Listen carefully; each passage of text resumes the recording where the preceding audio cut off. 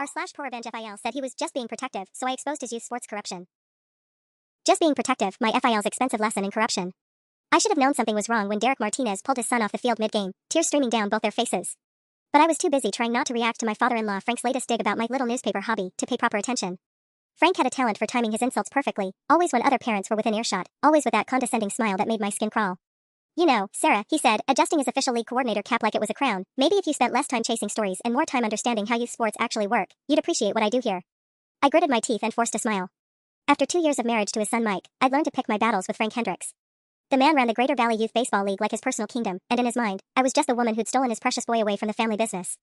I think I understand plenty, I replied, watching Derek march toward the parking lot with his 9-year-old son Tommy trailing behind. The kid had been one of the best players in the league last season. Why was he suddenly benched? Frank chuckled. Sports journalism is cute and all, but this is real community work. These families depend on me to make fair decisions about their kids' futures. Fair decisions. Right. I've been covering high school and college sports for the Metropolitan Herald for 6 years, worked my way up from covering JV volleyball games to interviewing Division I coaches. But to Frank, I was just Mike's wife playing pretend journalist. Never mind that my articles had exposed recruiting violations and scholarship fraud at the state level. Speaking of fair, I said, wasn't Tommy Martinez one of your top draft picks for the Rangers last month? He seemed pretty upset leaving early. Frank's expression shifted almost imperceptibly. Personnel decisions are confidential, Sarah. You wouldn't understand the complexities involved. There it was again. That dismissive tone, like I was a child asking about grown-up things. I'm sure the complexities are fascinating, I said, pulling out my phone as Derek's car door slammed in the parking lot. Maybe I should do a feature piece on how youth league management works. Could be educational for parents. I don't think that's necessary. Frank's voice carried a warning edge now. Besides, Mike mentioned you're busy with that high school championship coverage. Probably better to stick to what you know. What I knew was that Derek Martinez looked like a man who'd just discovered something terrible. What I knew was that 3 other families had quietly pulled their kids from the league mid-season, families Frank had dismissed as not committed to the program. What I knew was that the new equipment shed Frank had installed cost more than most youth leagues' entire annual budgets. And what I definitely knew was that my father-in-law had just made a critical mistake. He'd challenged my professional instincts while acting suspicious as hell. You're absolutely right, I said sweetly. I should stick to what I know best. Frank relaxed visibly, probably thinking he'd won another round in our ongoing war of passive aggression. He had no idea that what I knew best was digging up the truth, no matter who preferred it stay buried. As I watched him swagger back toward the dugout, barking orders at volunteer coaches, I was already planning my next move. Derek Martinez had looked like a man with a story to tell. And I was very good at listening. Chapter 2. Mike was already in bed when I got home, scrolling through his phone with the TV playing some mindless reality show. He looked up when I walked in, and I could see the familiar wariness in his eyes, the look he got whenever I'd spent time around his father. How was the game? He asked, though his tone suggested he wasn't sure he wanted to know. Interesting, I said, sitting on the edge of the bed to take off my shoes. Your dad was in rare form tonight. Mike sighed. Sarah, please. I know he can be difficult, but he's been running that league for 15 years. Cut him some slack. Tommy Martinez got pulled from the game. Derek looked devastated. Maybe the kid was having an off day. Dad knows what he's doing. I turned to study my husband's face. Mike was a good man, patient, kind, loyal to a fault. But when it came to his father, he had a massive blind spot. Frank had raised him alone after Mike's mother died when he was 12, and Mike treated his father's authority as gospel. Mike, doesn't it seem strange that so many families have left the league this season? The Garcias, the Johnsons, now maybe the Martinez family. People have their reasons. Mike set down his phone, and I could see his jaw tightening. Look, I know you and Dad don't get along, but that doesn't mean there's some conspiracy happening. The word conspiracy hung in the air between us. I hadn't used it, but apparently that's where Mike's mind went when I questioned his father's decisions. I'm not saying there's a conspiracy. I'm saying something feels off. To you, everything about youth sports feels off because you didn't grow up with it. Mike's voice carried an edge now. Dad's been coaching and managing teams since before I could walk. He knows these families, knows these kids. If he makes a decision about playing time or team placement, it's because he has information you don't. I wanted to argue, wanted to point out that my job literally involved investigating sports-related decisions and finding the truth behind them. But I could see Mike shutting down, retreating into that defensive space he occupied whenever he felt caught between his wife and his father. Fine, I said instead. You're probably right. The relief on his face was immediate and heartbreaking. Mike hated conflict, especially between the 2 people he loved most. I kissed his forehead and headed to the bathroom, already feeling guilty about the lie I just told. Because I wasn't going to let this go. I couldn't. 20 minutes later, while Mike snored softly beside me, I was hunched over my laptop in the kitchen, scrolling through the Greater Valley Youth Baseball League's website. Frank had clearly put some money into it, professional photos, detailed statistics, even a section highlighting community partnerships with local businesses. I pulled up the league's registration numbers from the past 3 years. Enrollment was actually up significantly, which made the mid-season departures even more puzzling. I also noticed that team assignments this year seemed strategic. The Rangers, coached by Frank's assistant coordinator, had an unusually high concentration of top talent. Meanwhile, the Tigers were loaded with kids whose last names I recognized from the local country club directory. My phone buzzed with a text from my editor, Janet, *, got your championship piece. Clean work as always. Any new stories brewing, *. I stared at the message for a long moment, my fingers hovering over the keyboard. This was the moment of no return. Once I started officially investigating Frank, there would be no taking it back. Maybe, I typed back. *, looking into youth sports management. Might be something there, *. Asterisk interesting angle. Let me know what you find, asterisk. I closed the laptop and headed back to bed, but sleep didn't come easily. I lay there listening to Mike breathe, knowing I was about to cross a line that might change everything between us. But Derek Martinez's face kept flashing in my mind, the look of a father who'd just realized the system was rigged against his son. By morning, I'd made my decision. Chapter 3. I found Derek Martinez at his auto shop the next morning, hunched under the hood of a Honda Civic with grease-stained hands and the look of a man who hadn't slept much. Mr. Martinez? I'm Sarah Hendricks from the Metropolitan Herald. I was at Tommy's game yesterday and wondered if I could ask you a few questions about the youth league program. He straightened up so fast he nearly hit his head on the hood. When he saw me, his expression shifted through several emotions: surprise, recognition, then something that looked like fear. You're Frank's daughter-in-law. It wasn't a question. I am. But I'm also a sports journalist, and I'm working on a piece about youth league management. I noticed you seemed upset after pulling Tommy from the game. Derek wiped his hands on a rag, buying time. I don't think I should talk to you about that. Why not? He glanced around the shop, even though we were alone. Look, Mrs. Hendricks, I don't want any more trouble. Tommy's already been through enough. That phrase, any more trouble, sent a chill down my spine. What kind of trouble? Derek shook his head, but I could see him wavering. The need to tell someone was written all over his face. Mr. Martinez, I cover sports corruption professionally. I've exposed scholarship fraud, recruiting violations, coach misconduct. Whatever's happening with the league, I might be able to help. He stared at me for a long moment, then walked over and flipped the shop's open sign to closed. You really don't know, do you? He said finally. About what your father-in-law's been doing? My heart started pounding. Tell me. Derek leaned against his workbench and took a shaky breath.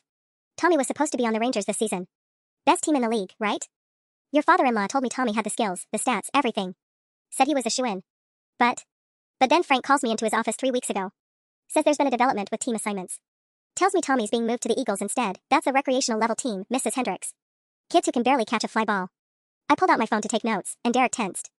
This is all off the record for now, I assured him. Just help me understand what happened. Frank says the Ranger spot opened up for a more suitable candidate. Won't tell me what that means, just keep saying it's final. But then, Derek's voice dropped. Then my buddy Carlos, who helps with equipment, tells me he overheard Frank on the phone, talking about contributions to the league development fund. $5,000, Mrs. Hendricks. That's what it costs to buy your kid a spot on the Rangers. The bottom dropped out of my stomach. He's selling roster spots? That's not even the worst part. Derek's hands were shaking now. When I confronted Frank about it, asked him directly if money changed hands, he got this look on his face. Real cold. He said Tommy was lucky to be playing at all, considering his family situation. What family situation? My wife and I are going through a divorce. Been trying to keep it quiet for Tommy's sake, but somehow Frank knew. He said divided homes create unstable players and maybe Tommy needed to spend a season in rec ball to develop character. The pieces were clicking together in my head, and I felt sick. He's using personal information against families. Gets worse, Derek continued. I started asking around, talking to other parents who'd had kids moved down or cut entirely. The Garcias? Their daughter Maria was MVP of her division last year. This season she didn't even make a competitive team. Turns out Mr. Garcia had filed a complaint with the city about field maintenance. Suddenly Maria's not coachable anymore. I was writing furiously now, my journalistic instincts taking over. Who else? The Johnsons pulled their twin boys after Frank told them the league was overstocked with their skill level. But somehow the Pemberton twins made the Rangers just fine. Course, their dad owns 3 restaurants in town and sponsors the league barbecue every year. My phone buzzed with a text from Mike. Asterisk, Dad mentioned you were asking questions about the league. Everything okay? Asterisk. I stared at the message, realizing Frank had already started damage control. He was warning his son, probably planting seeds about my obsession with creating problems where none existed. Mr. Martinez, I said, looking up from my phone, would you be willing to go on the record with this? Derek's face went pale. I can't. If Frank finds out I talked to you, Tommy won't just lose his roster spot, he'll be blacklisted from every league in the county. Your father-in-law has connections everywhere. That's when I realized just how deep this went, and how much power Frank actually wielded. My phone buzzed again. Asterisk, Sarah? Can we talk when you get home? Asterisk. The battle lines were already being drawn. I drove home with my mind racing, Derek's words echoing in my head. By the time I pulled into our driveway, I'd counted at least 6 potential criminal charges Frank could be facing: fraud, extortion, maybe even racketeering if this was as organized as it seemed. Mike was waiting in the kitchen, still in his work clothes, with 2 cups of coffee that had clearly gone cold hours ago. The sight of his face, worried, defensive, already hurt by a conversation we hadn't even had yet, made my chest tighten. Dad called, he said without preamble. Said you were at Derek Martinez's shop asking questions about the league. I set my purse down carefully, buying myself a few seconds. How did he know that? Sarah, this is a small community. Word gets around. Mike's voice had that strained quality it got when he was trying to stay calm. He's concerned you're stirring up trouble based on some misunderstanding. What kind of misunderstanding? The Martinez situation is complicated. Derek's going through a messy divorce, he's been drinking more, and he's taking his frustrations out on the league. Dad's been trying to help, but Derek's making it difficult. I stared at my husband, seeing Frank's fingerprints all over this narrative. Mike, that's not what I saw yesterday. Derek wasn't drunk or angry, he was heartbroken. His son is a good kid caught in the middle of his parents' drama, Mike interrupted. Dad made a judgment call to move Tommy to a lower pressure environment until things settled down at home. It's actually pretty compassionate when you think about it. The casual way Mike delivered Frank's version of events told me everything I needed to know about how this conversation had gone. Frank had gotten to him first, shaped the story, painted me as the unreasonable outsider causing problems for a family already in crisis. Did your dad mention the $5,000? I asked quietly. Mike's expression shifted. What $5,000? The amount Derek says parents are paying to get their kids on premium teams. For a moment, genuine confusion flickered across Mike's face. Then it hardened into something that looked like betrayal. You think my father is stealing money from children's baseball? I think something's not right, Anne. Jesus, Sarah. Mike stood up abruptly, his chair scraping against the floor. Do you hear yourself? You've been married to me for 2 years, which means you've known my dad for 2 years. But Derek Martinez tells you one story and suddenly Frank's running some criminal enterprise? Mike, listen to me. No, you listen. His voice was louder now, tinged with an anger I rarely heard from him. My father has devoted 15 years of his life to that league. He's helped hundreds of kids, raised thousands of dollars for equipment and field improvements. He does it all volunteer, Sarah. He doesn't take a salary, doesn't get benefits, doesn't even get thanked half the time. I wanted to point out that Frank seemed to be thanking himself just fine, but Mike wasn't done. And now you want to destroy all of that because what, you don't like how he talks to you at games? Because he doesn't worship your journalism career the way I do? That hit like a physical blow. You think this is about my ego? I think you've been looking for a reason to go after him since the day we got engaged. Mike's words came out in a rush, like he'd been holding them back for months. I think you can't stand that there's one person in this town who doesn't think you're perfect, so you're going to use your newspaper connections to tear him down. The kitchen fell silent except for the hum of the refrigerator. I realized we'd reached a crossroads that went far beyond Frank's corruption. This was about trust, about loyalty, about whether Mike would ever be able to choose me over his father when it really mattered. My phone buzzed on the counter. A text from Janet, ** Martinez story sounds promising. Any chance of going to print next week, **. Mike saw me glance at the phone, and his face went white. You've already talked to your editor, haven't you? Chapter 4. The silence stretched between us like a chasm. Mike's question hung in the air, and I knew that whatever I said next would determine whether our marriage survived this. Yes, I said quietly. I mentioned it to Janet. Mike's face crumbled, and for a moment he looked exactly like the 12-year-old boy who'd lost his mother and clung to his father as the only stable thing in his world. You're really going to do this, he whispered. You're going to destroy my family. Mike, if your father is innocent, then an investigation will prove that. But if he's not, then you've just blown up our entire life for a newspaper story. Mike grabbed his keys from the counter. I can't do this right now. I'm going to my dad's. The front door slammed with a finality that made my bones ache. I stood alone in our kitchen, surrounded by the detritus of our shattered evening, cold coffee, my scattered notes, the engagement photo on the windowsill where we looked so damn happy and naive. My phone rang. Frank's name on the caller ID made my stomach lurch. Hello, Frank. Sarah. His voice was different now, no more condescending warmth, no more fake pleasantries. This was Frank with his mask off. I understand you've been having some interesting conversations today. Word travels fast. It does in a small community. Especially when someone's spreading lies about good people. I moved to the living room window and saw Mike's car pulling into Frank's driveway 3 blocks away. What lies would those be? Derek Martinez is a troubled man going through a difficult divorce. His judgment isn't reliable right now, and his son is suffering for it. I made a compassionate decision to move Tommy to a less competitive environment, and Derek's choosing to interpret that as some kind of conspiracy. Frank's voice was smooth, reasonable, the tone of someone who'd rehearsed this explanation. But I caught the subtle thread underneath. That's interesting, I said. Because I'm starting to hear similar stories from other families. Are you? The temperature in Frank's voice dropped 10 degrees. That's unfortunate. Sometimes when people start looking for problems, they find them everywhere. Even where they don't exist. Frank, let me ask you directly, are parents paying money to influence their children's team placements? He laughed, but there was no humor in it. Sarah, I think you've been watching too many movies. This is youth baseball, not the major leagues. These are families trying to give their kids a positive experience. That's not an answer. It's the only answer you're going to get. The mask slipped completely now. Let me be very clear about something. I've built relationships in this community over 15 years. I know which parents volunteer for fundraisers, which ones support league initiatives, which ones cause problems. When I make decisions about team placements, I consider the whole picture, not just a kid's batting average. Including their parents' bank accounts? Including their parents' commitment to the program. Frank's voice turned cold as winter. You know what I think happened here, Sarah? I think you came to that game looking for a story, any story, because you can't stand that your fancy journalism degree doesn't impress everyone. And when you saw a disappointed parent, you decided to turn it into some grand conspiracy theory. My hands were shaking with anger, but I kept my voice level. I think you underestimate how good I am at finding the truth. And I think you underestimate how much you have to lose. The threat was clear now. Mike loves you, but he's also my son. He's been my son for 28 years, and he'll be my son long after you're gone. Don't make him choose, Sarah. Because you won't like how that choice goes. The line went dead. I stared at my phone, Frank's words echoing in my head. The worst part wasn't the threat, it was the kernel of truth in it. Mike would choose his father. Maybe not today, maybe not tomorrow, but eventually the constant conflict would wear him down. Unless I found proof so damning that even Mike couldn't ignore it. My laptop was still open on the kitchen table, and I spent the next 2 hours digging deeper into the league's finances, cross-referencing team rosters with local business directories, mapping out patterns that were becoming impossible to ignore. By midnight, I had a preliminary outline of what looked like the most brazen youth sports corruption scheme I'd ever encountered. And my husband still wasn't home. Chapter 5. Mike didn't come home that night. Or the next morning. When I called, it went straight to voicemail, a sure sign he turned his phone off entirely, something he only did when he was overwhelmed. I threw myself into the investigation instead, spending my morning off making calls and cross-referencing financial records. What I found made my stomach turn. The Greater Valley Youth Baseball League had received over $80,000 in development contributions in the past 2 years, money that never appeared in their publicly filed budgets. Shell companies with names like Future Champions Fund and Youth Athletics Development Corp. Were funneling cash through a maze of accounts that all seemed to lead back to Frank. But the money trail was just the beginning. I was deep in property records when my doorbell rang. Through the peephole, I saw a woman I didn't recognize, mid-30s, nervous energy, clutching a manila folder like her life depended on it. Mrs. Hendricks? I'm Lisa Chan. I heard you were asking questions about the baseball league. I opened the door cautiously. How did you hear that?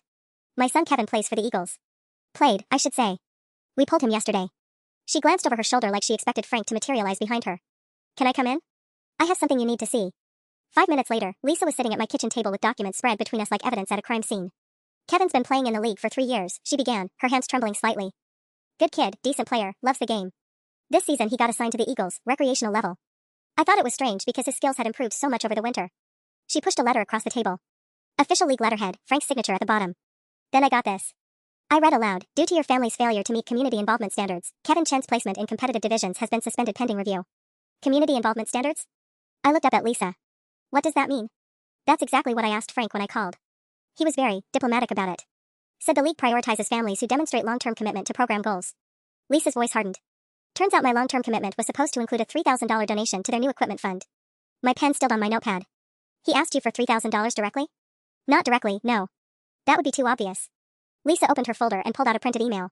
He sent me this instead. The email was masterfully crafted, never explicitly linking payment to Kevin's team placement, but making the connection crystal clear. Frank wrote about investment opportunities for families who wanted to ensure their children's optimal athletic development and how the league was looking for committed partners to support enhanced programming for dedicated families. Jesus, I breathed. This is extortion with a bow tie. It gets worse. Lisa pulled out another document, bank statements with highlighted entries. I started tracking other families, comparing their kids' placements with their financial contributions. Mrs. Hendricks, there's a direct correlation. The Rangers roster reads like a who's who of local business owners and professionals who've made substantial donations. Meanwhile, working-class families like mine get stuck in rec ball no matter how talented their kids are. I studied the bank statements, my journalist brain cataloging the evidence. This wasn't just corruption, it was systematic class discrimination dressed up as youth athletics. Lisa, why are you showing me this? You could go to the police, the district attorney. Her laugh was bitter. With what? Frank's been careful to keep everything technically legal. The donations are voluntary, the team placements are subjective, and anyone who complains gets labeled a troublemaker. She leaned forward. But you're different. You're family, and you have a platform. People might actually listen to you. The irony wasn't lost on me. The same family connection that Frank thought would protect him might be exactly what brought him down. There's something else, Lisa said quietly. I wasn't sure if I should mention it, but other families are watching what happens to you. If Frank can silence his own daughter-in-law, what chance do the rest of us have? My phone buzzed with a text from Mike, asterisk staying at Dad's again tonight. Need more time to think, asterisk. I showed Lisa the message, and her face fell. I'm sorry, she whispered. I didn't want to cause problems in your marriage. You didn't cause anything, I replied, but we both knew that wasn't entirely true.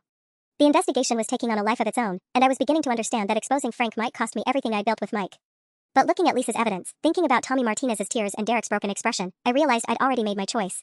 Frank was about to learn that some things were worth fighting for, even when the cost was devastating. Chapter 7. The next morning brought a nasty surprise. Someone had leaked my investigation to the local Facebook community groups, but with a twisted spin that made my blood boil.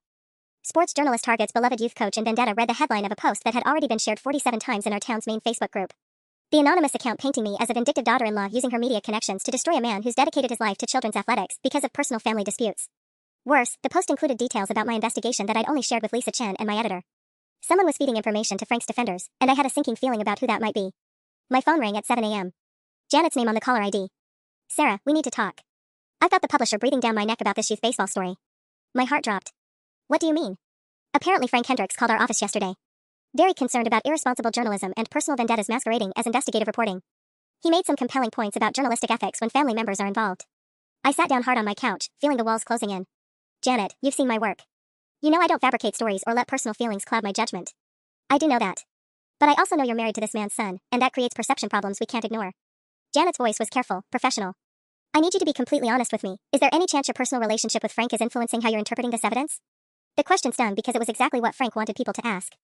He was methodically dismantling my credibility before I could publish a single word. The evidence speaks for itself, I said. Bank records, email communications, testimony from multiple families. Testimony from disgruntled parents isn't the same as proof of criminal activity, Janet interrupted. And Frank provided some context about these families that puts their complaints in a different light. What kind of context? The Martinez family's divorce proceedings, the Chin family's history of complaints about various youth programs, financial difficulties that might motivate false accusations. Janet trailed off. Sarah, he's building a case that these are troubled families looking for someone to blame for their kids' disappointments. I closed my eyes, recognizing Frank's masterful manipulation. He'd taken each family's vulnerability and weaponized it against their credibility. A man going through divorce becomes an unreliable narrator. A family with financial struggles becomes motivated by greed. Parents who'd complained before become chronic troublemakers. So what are you saying? I asked. I'm saying we need rock-solid evidence before we move forward. Documentation that can't be explained away, financial records that show clear quid pro quo, something that definitively proves corruption rather than just suggesting it.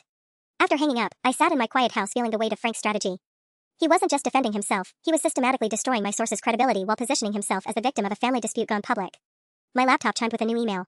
The sender was truthteller2847@gmail.com, mail to truthteller2847@gmail.com, and the subject line made my hands shake. You're not the only one watching.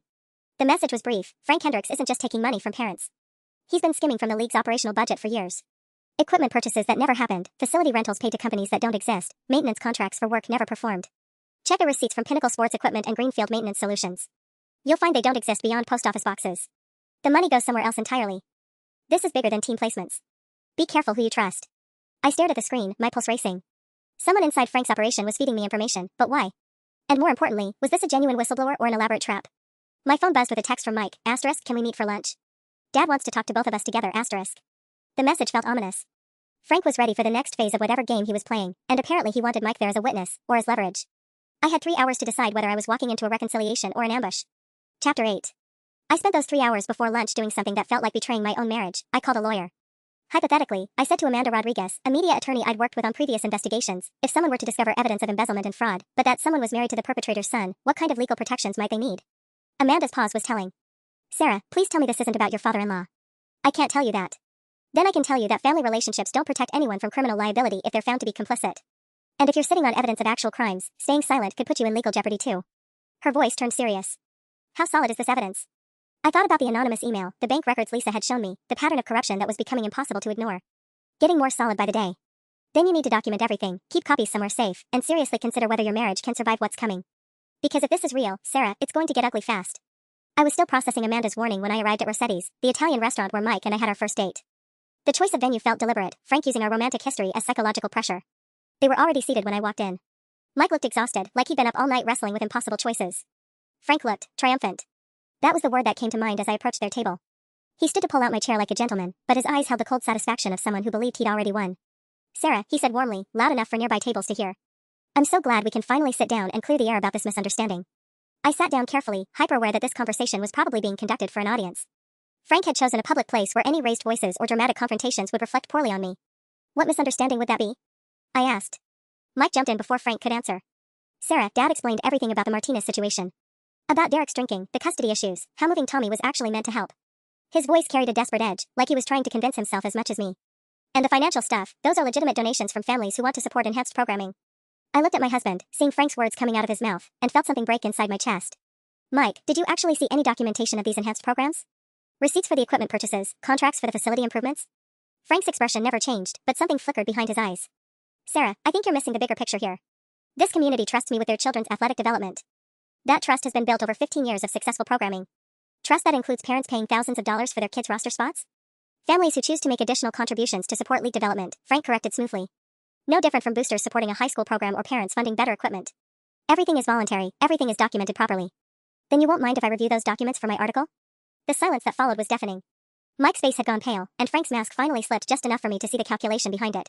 Actually, Frank said slowly, I think we need to discuss something else first. Mike, why don't you tell Sarah what we talked about this morning? Mike's hands were shaking as he reached into his jacket pocket and pulled out a business card. Sarah, Dad thinks, we both think maybe you should talk to someone. About why you're so focused on creating problems where none exist. I looked down at the card. Dr. Patricia Wexler, licensed clinical psychologist. Specializing in anxiety disorders and marital counseling. Frank had just played his nuclear card, he was suggesting I was mentally unstable. The card felt like it was burning my fingers. I looked up at Mike, searching his face for any sign that he understood what Frank had just done, the calculated cruelty of suggesting his own daughter-in-law was having a psychological breakdown. You think I'm crazy, I said quietly. Not a question. Mike's eyes were pleading. I think you're under a lot of stress. The newspaper deadlines, the pressure to find stories, and then this thing with Dad got blown out of proportion. This thing with Dad. I repeated his words, tasting the dismissal in them. Mike, I've shown you bank records. Email communications. Multiple families with identical stories. You've shown me complaints from people who are upset their kids didn't make the teams they wanted, Frank interjected, his voice maddeningly reasonable. Sarah, I understand your journalistic instincts, but sometimes a disappointed parent is just a disappointed parent, not evidence of corruption. I pulled out my phone and scrolled to the anonymous email from that morning. What about equipment purchases from companies that don't exist? Maintenance contracts for work never performed? Frank's expression didn't change, but I caught him glancing quickly around the restaurant. I have no idea what you're talking about. Pinnacle Sports Equipment. Greenfield Maintenance Solutions. Ring any bells? This time the flicker in his eyes was unmistakable, but he recovered smoothly.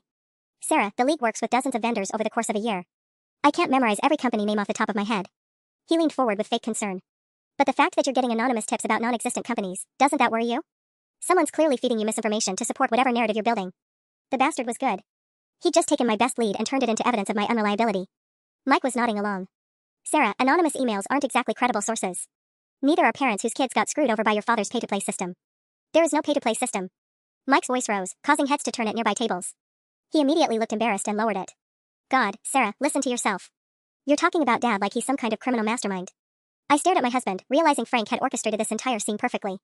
The public venue meant Mike would stay calm and reasonable sounding while I appeared increasingly agitated. The therapy referral positioned me as someone whose judgment couldn't be trusted. And now Mike's outburst would be remembered as him defending his father against his unstable wife's wild accusations. You know what? I said, standing up from the table. You're right. I must be imagining all of it. Frank's victory smile was subtle but unmistakable. Sarah, we all want what's best for you.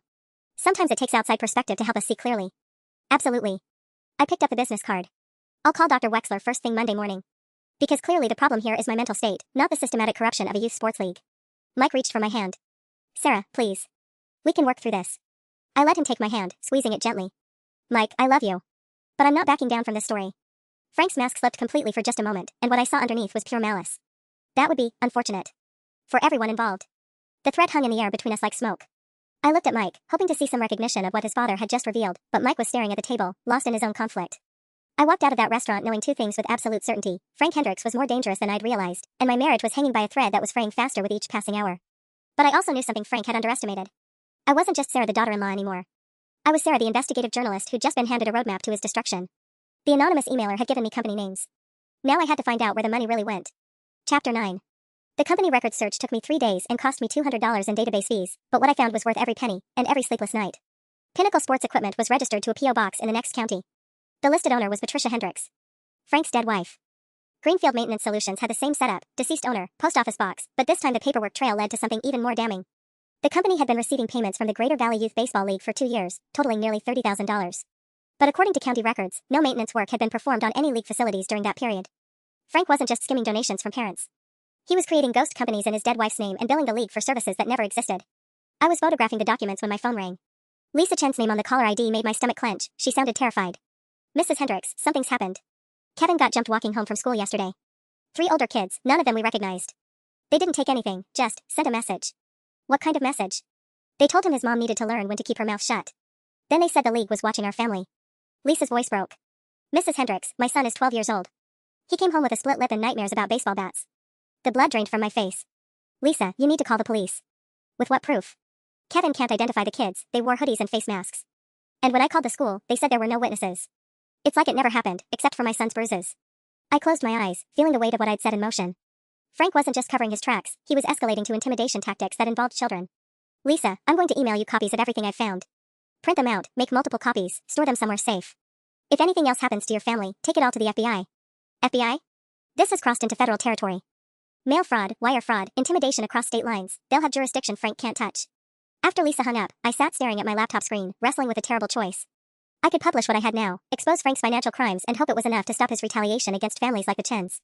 But without more concrete evidence, a good lawyer might get him off with minimal consequences. Or I could keep digging, find the smoking gun that would put him away for years, and risk more kids getting hurt in the meantime. My phone buzzed with a text from an unknown number, *, stop digging or the next family won't get off with just bruises. Your husband thinks you're crazy already, imagine how he'd feel if something happened to you because of your obsession, *. I screenshot the message, hands shaking. Frank had just made 2 critical mistakes, he'd put his threat in writing, and he'd confirmed that Mike was feeding him information about our conversations. My own husband was Frank's inside source on my investigation. The realization hit me like a physical blow. Every lead I'd followed, every source I'd contacted, Mike had been reporting it all back to his father. Frank hadn't been staying one step ahead through luck or intelligence. He'd been getting real-time updates from the person who shared my bed. I thought about all the times Mike had asked about my work stress, encouraged me to talk through my concerns about the league, suggested I was pushing too hard too fast. I thought he was being a supportive husband. Instead, he'd been conducting reconnaissance for the enemy. My marriage wasn't just hanging by a thread, it had been severed completely, and I'd been too naive to realize it. But now Frank's greatest advantage had become his biggest weakness. If Mike was reporting to him, I could use that pipeline to feed Frank exactly what I wanted him to know. The hunted was about to become the hunter. Chapter 11. I spent the weekend crafting the perfect lie for my husband to carry back to his father. Sunday morning over coffee, I made sure to look appropriately defeated as I told Mike about my conversation with Janet. She's pulling the plug on the story, I said, letting my voice crack just slightly. Says the evidence isn't strong enough and the conflict of interest makes it unpublishable. Mike's relief was immediate and heartbreaking. Sarah, that's probably for the best. Maybe now we can. I'm done with all of it, I interrupted, playing the part of the exhausted wife giving up. You were right. I let my feelings about your dad cloud my judgment. The anonymous emails, the parent complaints, it probably was just disgruntled families looking for someone to blame. Mike reached across the table and took my hand, and I had to fight not to pull away. I'm proud of you for recognizing that. It takes strength to admit when we've been wrong. Wrong. As if exposing corruption was a character flaw I needed to overcome. I think I might actually call that therapist your dad recommended, I added, watching Mike's face light up with hope. Dr. Wexler. Maybe she can help me understand why I was so determined to see problems that weren't there. That's a great idea. Dad will be so relieved. I bet he would be. While Mike was in the shower, I sent myself an email from a fake account, something Frank would discover when Mike inevitably reported our conversation. The subject line read, story killed, moving on, and contained a fabricated exchange with my editor about dropping the investigation entirely. Then I got to work on what I was really planning. The beauty of Frank's ghost company scheme was its simplicity, which also made it vulnerable. Both companies used the same P.O. box, the same basic corporate structure, even similar language in their service agreements. Frank had gotten lazy, probably figuring no one would ever scrutinize youth league finances closely enough to notice the pattern. But there was something else I'd noticed in the paperwork. The invoices were all approved by secondary signatures from league board members. Frank couldn't authorize payments to himself, he needed accomplices. I cross-referenced the board member list with local business directories and found exactly what I'd suspected. 3 of the 5 board members had received consulting contracts from the league in the past year. A web of financial relationships that made the whole operation look less like Frank's personal piggy bank and more like an organized conspiracy. My anonymous source had been right, this was bigger than team placements. Monday morning, I did call Dr. Wexler, but not for the reasons Frank expected. I need to document that someone is attempting to have me declared mentally unstable to discredit my investigation into criminal activity, I told her answering service. This is for legal protection, not therapeutic intervention. Then I drove to the county courthouse and filed formal complaints with 3 different agencies, the IRS for tax fraud, the state attorney general for charity corruption, and the FBI for mail fraud and interstate financial crimes. Each complaint included a flash drive containing every piece of evidence I'd gathered, bank records, email communications, corporate filings, and most importantly, Frank's threatening text messages and the documentation of Kevin Chen's assault. The clerk at the FBI field office looked up from my filing with genuine interest. Ma'am, how long has this alleged criminal enterprise been operating? At least 3 years that I can prove, probably longer. And you're related to the primary suspect? Married to his son. Which is why I'm documenting everything through official channels before it gets worse. I handed her a sealed envelope. That contains evidence that my investigation has led to threats and violence against families. There's a 12-year-old boy who got beaten up for his mother's cooperation with me. Her expression hardened. We'll prioritize this. Financial crimes against youth organizations get special attention, especially when they involve intimidation. Walking out of that building, I felt like I could breathe freely for the first time in weeks. Frank's web of corruption was now documented in 3 separate federal and state databases. Even if something happened to me, even if every piece of evidence in my possession disappeared, the investigation would continue without me. That evening, Mike came home practically glowing with relief. Dad's so happy you're dropping this whole thing. He said he never held it against you personally, he knows you were just trying to be a good journalist. How generous of him to forgive me for doing my job, I said dryly. Mike missed the sarcasm entirely. He wants to take us out to dinner this weekend. A fresh start for everyone. I smiled and nodded, playing the role of the chastened daughter-in-law ready to make amends. But inside, I was counting down the hours until federal agents knocked on Frank's door. Because while Frank had been busy neutralizing the threat he could see, I'd been building the case that would destroy him through channels he'd never thought to monitor. The only question now was whether I could keep up the charade long enough for justice to run its course. Chapter 12. The dinner invitation turned out to be an ambush. Frank had chosen Marcello's, the fanciest restaurant in town, the kind of place where conversation stayed civilized and voices never rose above a dignified murmur. When Mike and I arrived, Frank wasn't alone. Sitting beside him was a distinguished-looking man in his 60s who stood to shake our hands with the practiced grip of someone accustomed to authority. Sarah, I'd like you to meet Judge William Patterson, Frank said, his tone dripping with false warmth. Bill and I go way back, our kids played baseball together for years. My blood turned to ice water. A judge. Frank had brought a fucking judge to dinner. Pleasure to meet you, Sarah, Patterson said, his smile never reaching his eyes. Frank's told me so much about your journalistic endeavors. Fascinating work, exposing corruption in athletics. I imagine it requires tremendous discretion to separate real malfeasance from simple misunderstandings. The message was crystal clear. I was dining with a man who could potentially oversee any legal proceedings against Frank, and Frank wanted me to know it. Discretion is everything in journalism, I replied carefully. Along with accuracy, of course. Mike seemed oblivious to the undercurrents, chattering nervously about his latest project at work while I tried to figure out Frank's endgame. Was Patterson here as intimidation, or was this something worse? You know, Patterson said during the main course, Frank was telling me about some unfortunate rumors that have been circulating about the baseball league.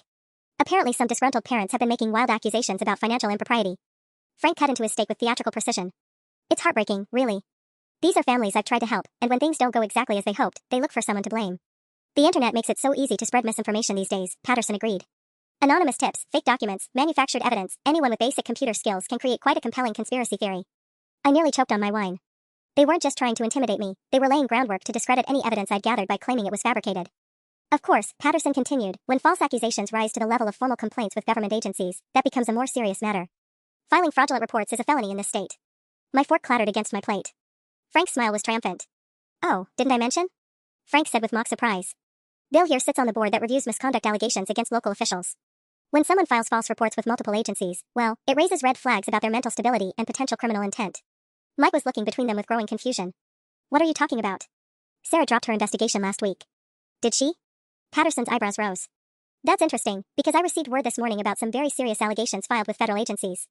Using my wife's name on fraudulent corporate documents, if you can believe that. The room started spinning. Mike turned to stare at me, betrayal written across his face in letters 10 feet tall. Sarah? His voice was barely a whisper. You said you were done with this. I am done, I said, my voice steadier than I felt. Done with letting criminals hide behind family loyalty and judicial connections. Frank's mask finally slipped completely. You stupid little girl. Do you have any idea what you've just admitted to? Filing false reports, defaming public officials, harassment. Judge Patterson here could have you arrested tonight. Could he? I pulled out my phone and set it on the table. The screen showed an active recording app that had been running for the past hour. Because I'm pretty sure conspiracy to obstruct justice and judicial corruption carry heavier sentences than filing legitimate complaints with federal agencies. The silence that followed was deafening. Patterson's face had gone white, and Frank looked like he was calculating whether he could grab my phone before I could stop him. Mike just sat there, staring at all of us like he'd never seen any of us before in his life. You've been recording us? Patterson finally managed. Just documenting a family dinner, I said sweetly. Amazing what people will admit when they think they're untouchable. Chapter 13. The recording app on my phone glowed like a beacon between us, and for a moment the entire restaurant seemed to hold its breath.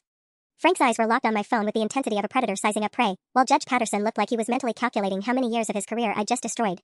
Mike broke the silence first. Sarah, what the hell is happening here? Before I could answer, Frank's hand shot across the table toward my phone. I was faster, snatching it away and clutching it against my chest. His movement knocked over his wine glass, sending red liquid cascading across the white tablecloth like blood. Careful, Frank, I said, my voice loud enough that nearby diners turned to stare. Assault and battery would really round out a criminal complaint nicely. You manipulative bitch, he snarled, all pretense of civility abandoned. You planned this whole thing. Patterson grabbed Frank's arm, his judge's instincts finally kicking in. Frank, shut up. Now. But Frank was beyond listening to reason. 3 weeks of careful planning had just collapsed in spectacular fashion, and his rage was nuclear. She set us up, Bill. The little journalist cunt has been playing us from the beginning. The entire restaurant was staring now. Mike looked like he wanted to crawl under the table and disappear, while I felt a cold satisfaction settle in my chest. Frank was destroying himself in real time, and every word was being preserved for posterity. Patterson stood abruptly, throwing his napkin on the table. I was never here. This conversation never happened. He looked at me with pure hatred. Young lady, you have no idea what kind of war you just started. Actually, I think I'm ending one, I replied, still clutching my phone. The war you've been fighting against families who can't afford to buy their way into your little kingdom. After Patterson fled the restaurant, Frank turned his attention back to me with laser focus. You think you're so fucking smart, don't you? Recording our conversation, filing your little reports with the feds? He leaned forward, his voice dropping to a whisper that somehow felt more threatening than his earlier shouting. But you forgot something important, Sarah. This is my town. These are my people. And you just declared war on all of them. Mike finally found his voice. Dad, please. People are staring. Let them stare. Frank's voice rose again. They should see what kind of woman my son married. The kind who lies to her own husband, who betrays her own family, who destroys good people for a fucking newspaper article. Good people, I repeated. Frank, you've been stealing money from children's baseball teams. You've been extorting families. You had a 12-year-old boy beaten up because his mother dared to talk to me. I never. You texted me threats. I have screenshots. You admitted tonight that Judge Patterson helps you cover up misconduct allegations. I have that recorded too. I stood up from the table, my legs shaky but my voice steady. And somewhere in this town, there are federal agents building a case that's going to put you in prison for a very long time. Frank's face went through several color changes before settling on a sickly gray. Federal agents? FBI, IRS, State Attorney General. I filed complaints with all of them. With evidence, Frank. Real evidence that proves every crime you've been committing for the past 3 years. Mike grabbed my wrist, his grip tight enough to bruise. Sarah, tell me you didn't actually file federal complaints against my father. I looked down at my husband, the man I'd loved enough to marry, the man who'd spent the last 3 weeks feeding information to his criminal father like a double agent. I did exactly what any decent person would do when they discovered organized fraud and child abuse. Child abuse? Mike's voice cracked. Sarah, you're talking about youth baseball, not some trafficking ring. Your father had children threatened and beaten, Mike. He's stolen money meant for kids' equipment and field maintenance. He's created a system where only wealthy families can access decent athletic programs.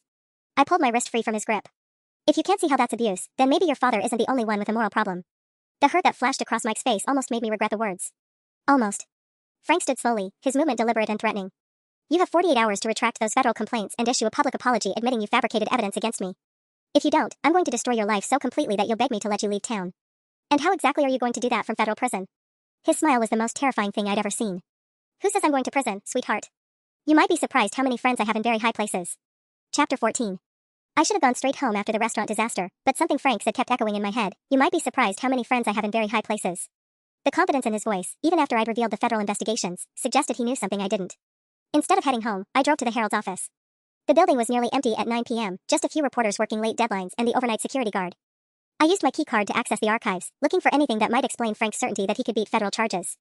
What I found in the local political coverage from the past 5 years made my stomach drop. Judge Patterson wasn't just Frank's friend, he was part of a network. Photos from charity galas showed Patterson with District Attorney Margaret Boss, both of them posing with Frank at various fundraising events. Another picture from the County Commissioners Golf Tournament featured Frank presenting a $10,000 check to the Youth Athletics Foundation, standing beside 3 city council members and the police chief. I was photographing the articles when my phone rang. Unknown number, but I answered anyway. Mrs. Hendricks? This is Agent Sarah Chen with the FBI. My heart leaped until she continued. I'm calling about the complaint you filed earlier this week. Yes? I'm afraid there's been a development. We received a counter-complaint this afternoon alleging that you've been filing fraudulent reports and fabricating evidence against local officials. Given your family relationship to the primary subject of investigation, we're going to need to suspend our inquiry pending a review of your credibility. The words hit me like a physical blow. Agent Chen, I have recordings, bank records, testimony from multiple families. Ma'am, we've also received information suggesting you may have manufactured some of that evidence. I'm not saying the allegations are true, but we have to take them seriously. Her voice was professional but not unkind. The review process could take several weeks. After she hung up, I sat in the empty newsroom feeling the walls close in around me. Frank had moved faster than I'd anticipated, using his network to poison the well with federal investigators before they could properly examine the evidence. My phone buzzed with a text from Mike, *, come home. We need to talk, *. Then another from an unknown number, *, parking garage. Level 3. Come alone if you want to see the real evidence, *. I stared at both messages, my hands trembling. The second one had to be my anonymous source, the person who'd been feeding me information about Frank's ghost companies. But meeting a mysterious contact in a parking garage felt like every bad decision a journalist could make. My phone rang again. This time it was Lisa Chen, and she was sobbing. Mrs. Hendricks, they took Kevin. My blood turned to ice. What do you mean, took him? Child Protective Services. They showed up an hour ago with a court order saying I was endangering my son by involving him in false allegations against community leaders. They said his assault story was fabricated, that I coached him to lie. Her voice broke completely. They have Kevin in protective custody pending a psychological evaluation. I closed my eyes, finally understanding the full scope of Frank's retaliation. He wasn't just discrediting my investigation, he was systematically destroying every family that had cooperated with me. CPS didn't just show up with court orders on their own, someone with serious influence had made that happen. Lisa, I'm so sorry. I never thought. There's more, she whispered. The social worker told me that if I recant my statement about the league corruption and admit I lied to you, they might consider returning Kevin to my custody faster. The elegant brutality of Frank's strategy was breathtaking. Turn my sources against me by using their children as leverage. Discredit my evidence by claiming it was fabricated. Tie up federal investigators with questions about my credibility while he cleaned up loose ends. But he'd made one crucial mistake. He thought I'd fold when the pressure got personal. Instead, I was about to discover just how deep his corruption actually went. Chapter 15 Final. The anonymous text led me to Derek Martinez, waiting in the shadows of the parking garage with a banker's box that would change everything. I couldn't watch them destroy more families, he said, his hands shaking as he opened the box. I'd been Frank's bookkeeper for 3 years. Kept copies of everything. What Derek had wasn't just evidence of Frank's crimes, it was a complete roadmap of his entire network. Real estate deals where city council members bought league property at below market rates. Consulting contracts that funneled money to Judge Patterson's wife's company. Police reports about league incidents that mysteriously disappeared from official files. Frank thought he could trust me because of Tommy, Derek explained. Thought I'd stay quiet to protect my son. But when they went after the Chin boy, his voice hardened. Some things are more important than staying safe. The documents painted a picture of systematic corruption that went far beyond youth baseball. Frank had built a machine that converted community trust into personal profit, with tentacles reaching into every level of local government. I photographed everything, uploaded copies to secure cloud storage, and sent complete sets to 3 different journalists at major newspapers. Then I did something that felt like jumping off a cliff. I called Agent Chen back. Agent Chen, I'm about to email you evidence that proves Frank Hendricks isn't just embezzling from youth sports. He's running a criminal organization with sitting judges and elected officials. And I can prove Judge Patterson tried to obstruct your investigation. The recording from dinner played like a symphony of criminal admissions. Patterson threatening me with arrest for filing legitimate complaints. Frank admitting to using his network to discredit federal investigations. Both of them discussing the systematic discrediting of families who'd cooperated with my investigation. Within 6 hours, federal agents were executing search warrants across the county. Frank's house, Judge Patterson's chambers, the league offices, even District Attorney Voss's campaign headquarters. By morning, the network that had seemed so untouchable was unraveling in spectacular fashion. Mike found me at the Herald's office at dawn, looking like he'd aged a decade overnight. They arrested Dad an hour ago, he said quietly. Federal agents, multiple charges. It's going to be all over the news. I know. Patterson resigned from the bench. The DA's called for a special prosecutor. Mike slumped into a chair across from my desk. Sarah, how did I not see any of this? I looked at my husband, really looked at him, and saw something I hadn't expected. Not anger or betrayal, but genuine devastation. Mike hadn't been complicit in Frank's crimes, he'd been another victim of his father's manipulation. Because he spent 28 years making sure you never had to see it, I said softly. That's what good manipulators do, they create different realities for different people. Mike was quiet for a long time. When he finally spoke, his voice was barely audible. Kevin Chin got released to his mother this morning. CPS dropped all charges. Said there had been some kind of administrative error in their investigation. That afternoon, I published the story that would win me a Pulitzer nomination and destroy what remained of Frank's empire. The pipeline, how one man's youth sports empire became a criminal network, ran across 6 pages and detailed every aspect of the corruption Derek's documents had revealed. Frank Hendricks was sentenced to 12 years in federal prison for fraud, racketeering, and conspiracy. Judge Patterson got 8 years. 3 city council members resigned in disgrace. The Greater Valley Youth Baseball League was dissolved and rebuilt under federal oversight. Most importantly, kids like Tommy Martinez and Kevin Shin got to play baseball again, in a system where talent mattered more than their parents' bank accounts. Mike and I spent 6 months in counseling, rebuilding trust that had been shattered by secrets and manipulation. Our marriage survived, stronger for having been tested by the worst kind of family crisis. And Frank? He sent me one letter from prison, a single line that I keep framed in my office: "You have no idea what you destroyed." He was wrong. I knew exactly what I destroyed: a system that valued money over children, power over fairness, and family loyalty over basic human decency. Some things, I'd learned, are worth destroying, even when they cost you everything else.